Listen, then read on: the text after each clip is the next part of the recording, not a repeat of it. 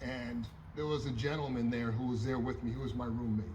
And as I was talking with him, I noticed that he had a faded tattoo on his arm. And I looked at his arm and I could tell it was an anchor, and he revealed he was in the Navy, and I told him I wouldn't hold that against him. And so we started talking. And I told him a little bit about my experiences. And then he told me a story that was just unbelievable. And he said, you know, people think I'm a hero. People have been telling me this for years. He says, you know, after I left the Navy, I became a cop. He says, but I'm no hero. I'm just a guy who was doing his duty. He says, I'm just a kid from Brooklyn who signed up because my friends were signing up and they wanted to fight in the war. And he told me he was on a ship, small support vessel, he said, and they got hit by a Japanese torpedo. And the ship started listing and rolling over. And when the ship started rolling over, all the sailors who were topside are hanging on for dear life.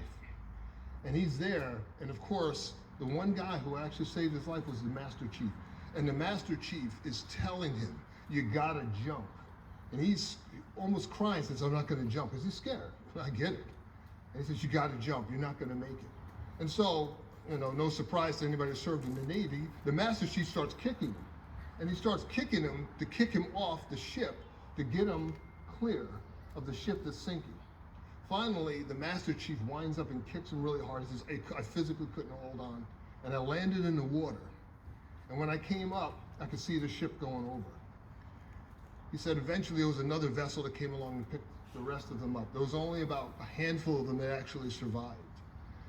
And he knows that the Master Chief didn't make it. Most of those guys, by the way, we never recovered them. 90% of the sailors on that ship didn't make it. And he's telling me this story, and you could hear the emotion in his voice, and you could hear the trembling, and you could see the tears welling up in his eyes as he's telling the story.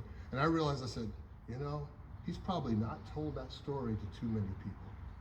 And as I'm listening, and then he tells me his age, and I realize, oh my God, this guy has been walking around with that inside of him, with those memories, honoring those guys, and feeling remorseful that he survived for 71 years.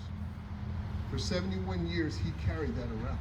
And the reason he carried that around for 71 years, and there are some gentlemen out here, I can assure you, who served in the military in Vietnam, Korea, what have you, the Gulf, who have those similar stories that they carry around, have been carrying around pretty much the rest of their lives. And you never forget that kind of thing. And you never forget those people.